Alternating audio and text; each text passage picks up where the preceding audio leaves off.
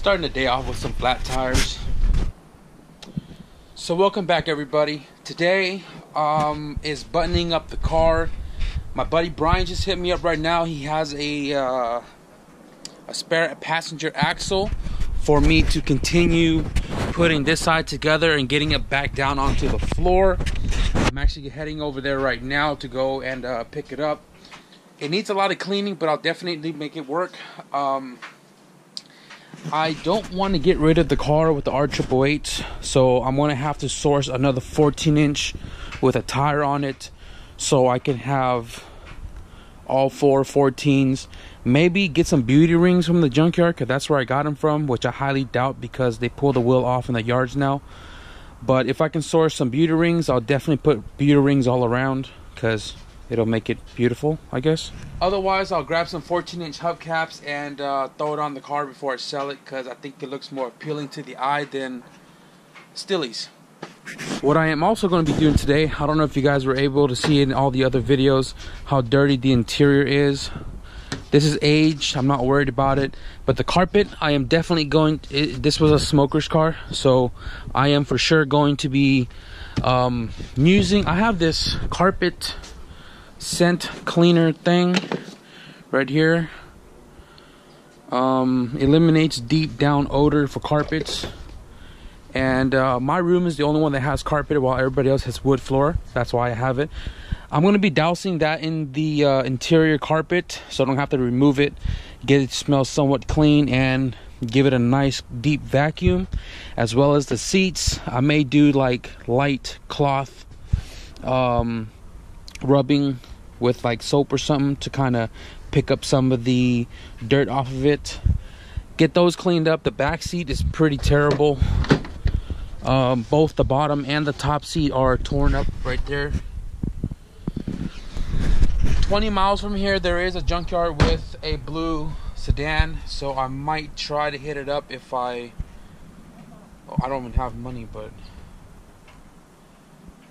shit, if the interior is clean, I'll just swipe that shit on my credit card or something. But I do want the interior to be clean for the next owner, because you know I like to keep my cars clean, except that one. But what is that? What? No. Alright guys, well, I don't know if you noticed, but the sun is definitely setting right now. Damn Titan, man, you wipe your butthole, bro. Big ass wolf right here. He's 5 years old? Yeah. 5 years old. So I'm out here with Brian right now. He hooked me up with a passenger axle for my sedan, but apparently this axle sank with the Titanic. The axle sank with the Titanic. Sitting outside for a while. But the important part is that it is not rip. The car is being sold anyways. This is definitely a plus. Nothing wire wheel can't fix. So again, huge shout out to Brian for shooting me his spare part for my build. And if you guys want to give him a follow, his Instagram will be posted right there somewhere. He is the owner of this DA with a K-swap.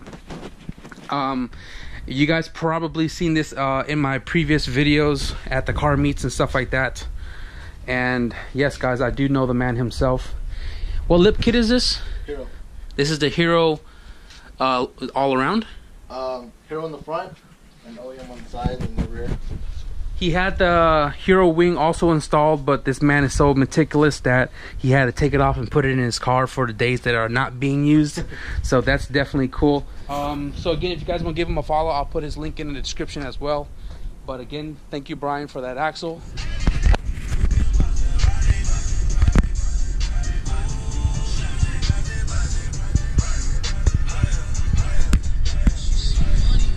And we are back 2 days later since the last clip of picking up that axle.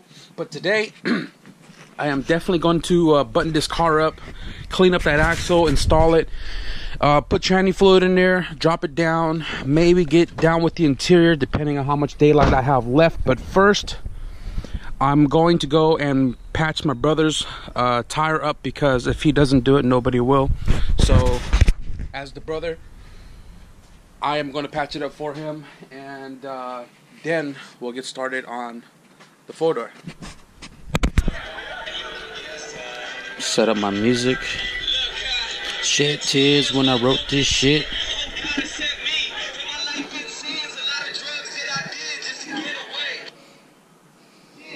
That's what made me who I am today. Without an education, you ain't shit. That's how they make it seem. It's either hustle on the block or you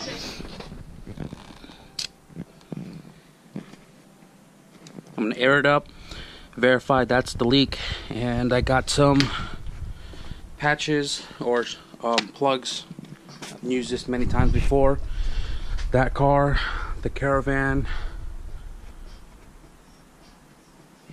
Here. I don't know if you can hear it.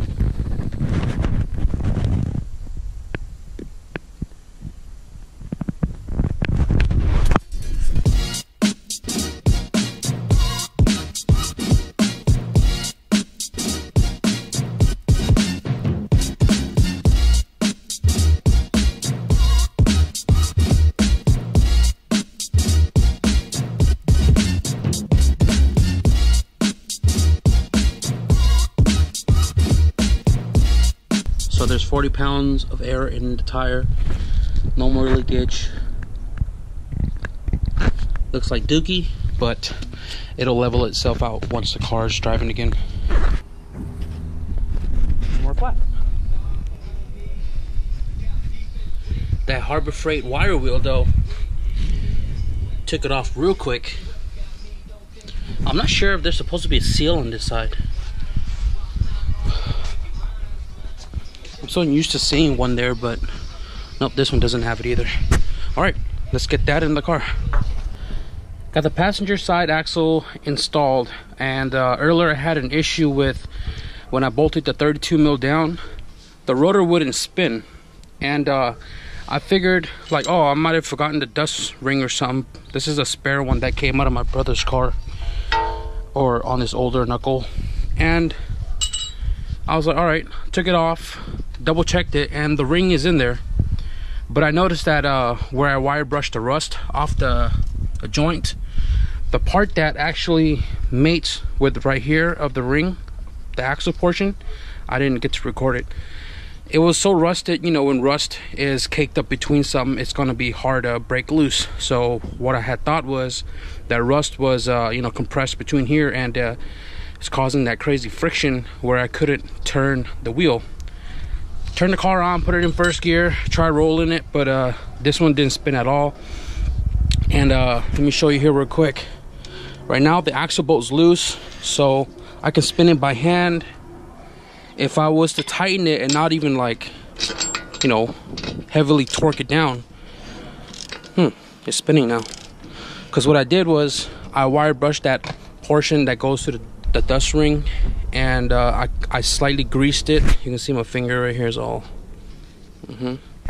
I greased the ring, and now I am able to spin the rotor. So I'm gonna tighten it up, put the wheel back on, put it in first gear again with the car on, see if this wheel spins. Hopefully we're golden.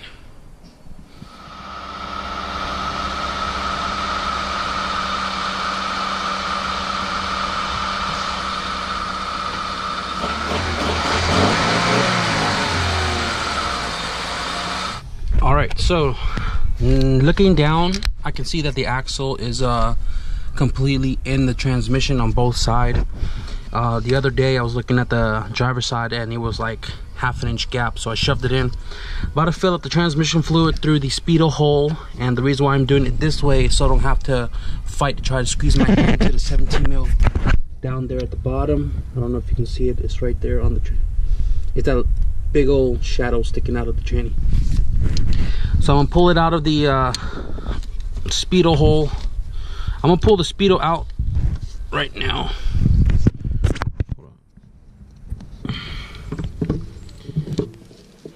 All right, so I'm pulling out the speedo to fill it up through the speedo hole, because say like for B series as an example, or K series, If I need to put in 2 quarts, going through the speedo hole will definitely allow me to go 2 quarts in the transmission without overfilling and spilling out of that hole down there, and less mess. So I'm gonna go ahead and get my long funnel down there and fill it up with some Honda manual transmission fluid that's still in the CRX. See, when you're not sure of how much oil the transmission takes on the single cam, so it's nice to have the book. Transmission oil capacity is 1.8 at oil change and 1.9 obviously at assembly, but you know what, I'm not going to do anything with the other 0.2 quart of the Honda transmission fluid, so I am going to dump 2 in that mother sucker.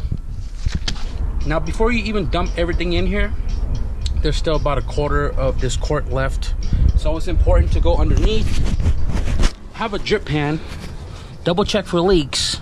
It's probably not going to leak because it's only less than 1 quart, but doesn't hurt to check periodically while pouring the 2 quarts in there. And I am looking good as of now. Oh, my shoulder, fuck. Ooh. I got 1.5 quart currently in there, and I forgot my main concern was between the 2 case, because I opened and resealed it, and so far it's looking good. So yeah, I'm gonna go ahead and pour in the rest of this transmission fluid and be done with the transmission, eh? Hey, and another thing, guys, for you EF K-swap guys that's trying to retain your cable driven stock cluster, this is the speedo that I use in my wagon and have no problems with for the last 2 years. Single cam, speed sensor, plugs right into the K-series transmission case and allows you to keep your stock cluster. It may be off about 10-15 miles an hour, but you know what, this will definitely get rid of your check engine light. Everything in the engine bay is buttoned up, transmission fluid is on, intake arm is cleaned and installed. I am going to quickly, stupid daylight saving thing, it's gonna get dark real soon. I'm gonna go quickly run the vacuum in the car and give the interior a nice wipe down, get all this dirt looking thing off of here. Fuck, I don't even want to sell this fucking car anymore. Like, after all the work and shit I've put into it, I just drove it forward and backward just now and everything feels like great. Super quiet. This is like a love-hate relationship right here.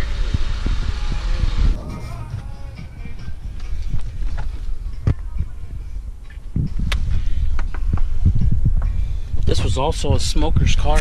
All the mashes.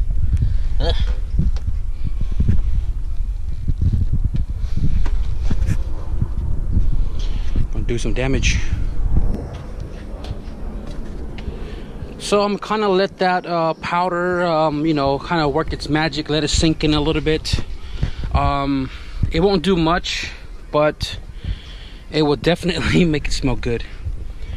So while I'm letting this sit for maybe 5-10 minutes, I am going to get my Meguiar's interior cleaner and wipe everything that has dust on it, get it all nice and somewhat shiny again. And you know, the interior and the rear is really bad. The carpet's pretty stained, but all the crap that was on it is definitely vacuumed up. I cleaned all the door panels, the dashboard is nice and shiny.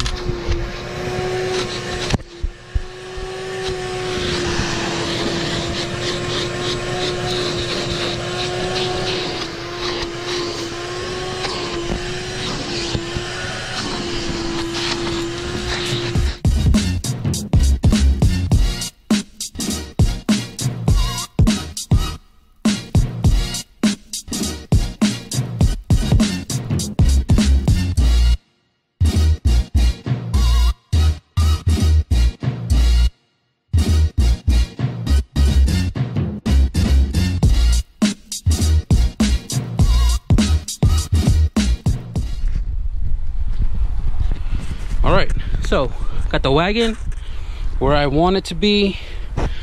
Dead ass car parked in front of it.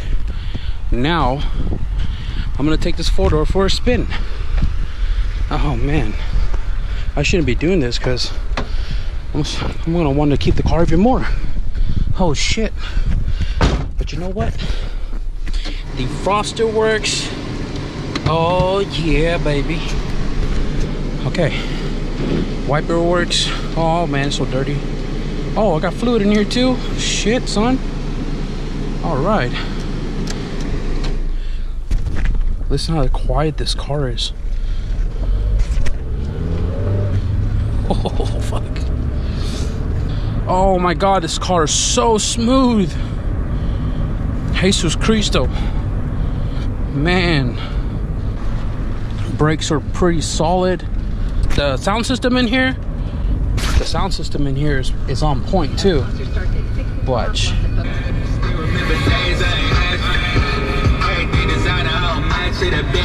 High beams, oh my god, this shit is dumbass bright.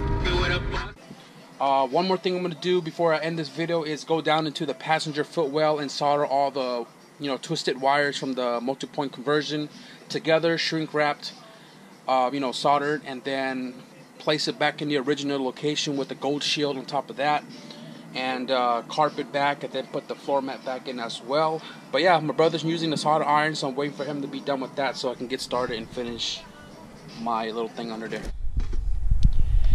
So now they are all soldered and shrinked, one wire at a time, so you guys don't get it all confused, because I think that's one of the common problems that people run into when they're trying to wire tuck their car or do some type of wiring work like this. They snip it all at once and then they get lost, and it becomes a wiring nightmare. So now that that's all set and done, I'm gonna turn the car on real quick to make sure it didn't really affect anything. Probably has a dead battery. Oh no, it does not have a dead battery. It turned on just fine.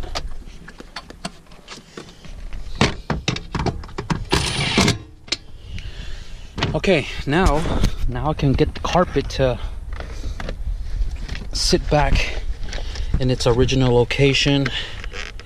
I'm just gonna go ahead and button this up, put the all-weather floor mat back in as well. So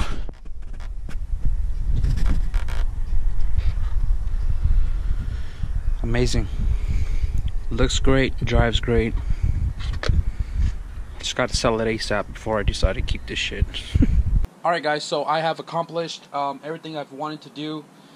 The sedan is definitely turning out, you know, better than I expected. I'm so glad that I actually took my time to really get thorough with the engine, you know, replacing all the parts. The multi-point conversion and all of its glory that I've done to this car, to cleaning the interior, and definitely a lot more to go. But it's almost ready for sale, and you know, it's going to have to button up, like vacuuming this, clean that out, fix the back seats, you know, just the small stuff. But yeah, so I think that wraps up this video, guys. Thank you guys for you know, following along the whole rebirth of this car. I wish I can keep it, but you know, I just really don't have room for it. But for the new owner, if you want to see what has been done to this car, just click back a few videos and watch it from the start. And yeah, if you guys like this video, give it a thumbs up. If you guys want to see some more EF content, please subscribe, and I'll see you guys in the next video. Peace.